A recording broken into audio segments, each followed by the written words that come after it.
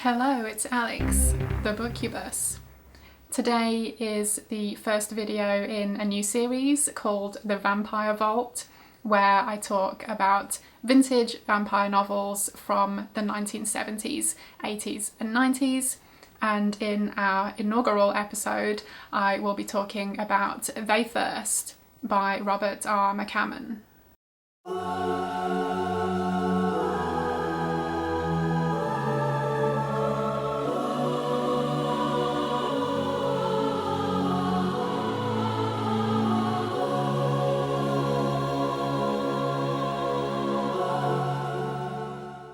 So today I'm going to be talking about They Thirst by Robert R. McCammon. This was originally published in 1981, and before I get into talking about the book, I did want to give a quick but huge shout out to Sophie, who helped me come up with the name for this series. She had a really great suggestion, which was Vampires from the Vault, and I really loved the double V situation there, but I just changed it slightly to The Vampire Vault. So thank you so much, Sophie. Thank you for the suggestion. I think The Vampire Vault gets across what the series is about, so that's perfect. Anyway, onto the book. So essentially this is about vampires taking over the city of Los Angeles, and we're following a handful of specific characters as this plays out and how it affects them. We have a middle-aged detective, Andy, who is working on tracking down a serial killer. We have girlfriend and boyfriend, Gail and Jack, who both work for a gossip newspaper. Gail has grand plans of being a writer, but this is the best gig she can get right now.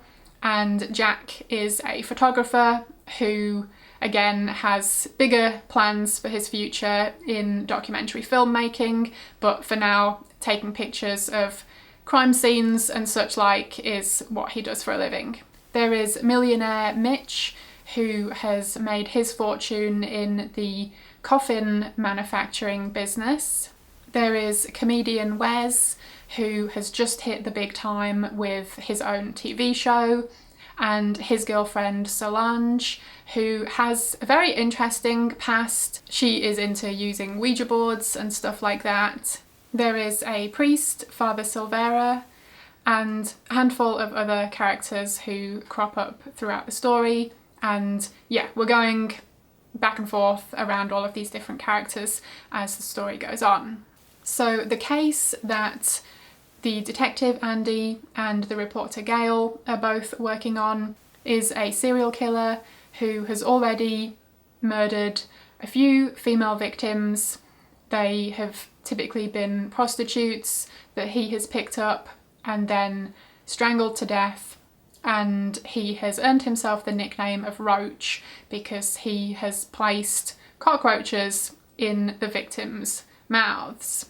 As the story goes on, we also get the perspective from a character called Cobra with a K, who is an albino biker guy, and he is travelling to Los Angeles because he feels drawn there. He feels like he's hearing a voice calling him personally to come to Los Angeles. And it seems that he's not the only one who is drawn to the city. So this is how the vampire element of the story plays out, and there is a head vampire who is trying to take over the city and then, of course, take over the world. So on to my rating and review of the book. I ended up rating this one 3.5 stars, or 3.5 bats, if you will. Can you have half a bat? Sorry to that half a bat.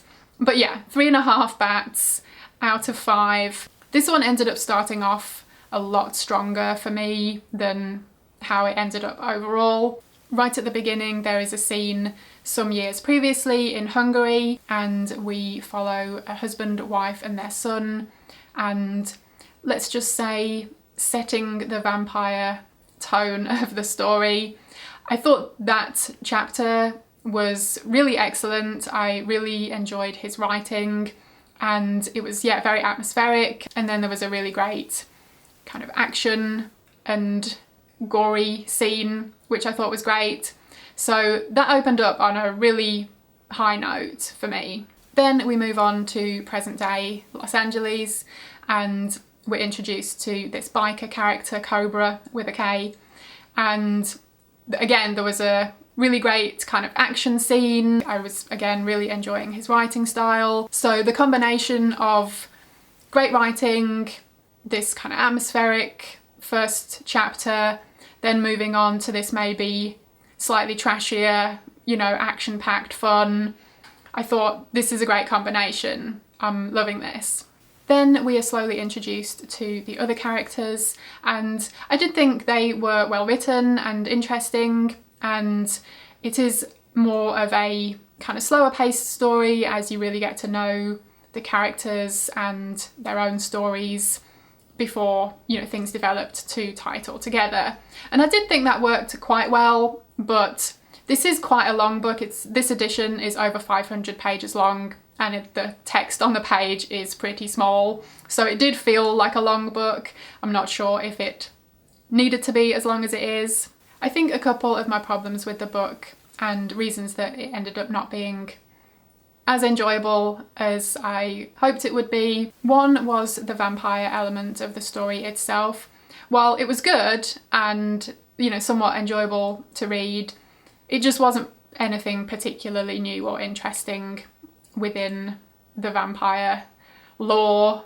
Another thing, and probably the biggest detractor of my enjoyment of the book, was especially towards the end, there are a few things that play out that were just way too convenient and, you know, lucky coincidences and stuff that just after a while unfortunately had me rolling my eyes, because I can only suspend my disbelief so far. And unfortunately, yeah, there were just a few things that played out here that I was having a real hard time getting on board with. And another point which kind of ties into that a bit is that it's quite a serious book, and some of the things that happen in it end up being kind of silly, especially with these, yeah, big convenient plot points that play out.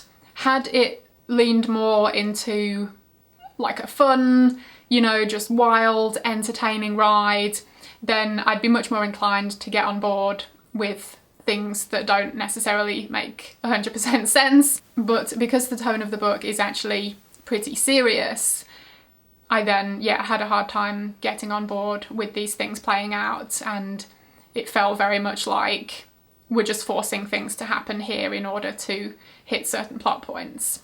That said, there were still quite a few things I really liked about this book. I definitely enjoyed his writing, and this was actually my first McCammon book, and I will definitely be picking up more by him. I already have a few of his other novels on my shelves waiting to be read, so yeah, this has definitely spurred me on to pick them up sooner rather than later. There were some really great scenes in the book that I really enjoyed, especially that opening scene in Hungary. I thought that was excellent. There's another scene in a cemetery where someone discovers that a bunch of coffins have been dug up and like the remains of the bodies are just strewn about the place. That was a really great scene and really well done. Some of the scenes involving the vampire activity earlier on in the book I thought were really well done too. They were, yeah, kind of unsettling and effective. I think just later on they become kind of stereotypical vampires, you know, that are just lurking in the shadows and wanting to drink your blood, you know, which is fine, but just not really that interesting. But earlier on, there were actually some effective moments involving the vampires that I really liked.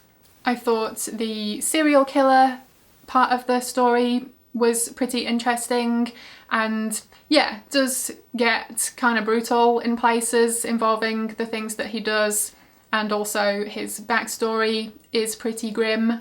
Another thing I liked was one of the important locations in the story is this big castle on a hill in the middle of Los Angeles. It's known as the Kronstein Castle because it was previously owned by horror actor Orlan Kronstein, but he was actually murdered several years ago and the place has been abandoned ever since. So there were elements I really liked about this book, but unfortunately I think it just felt like the overall story was less than the sum of its parts.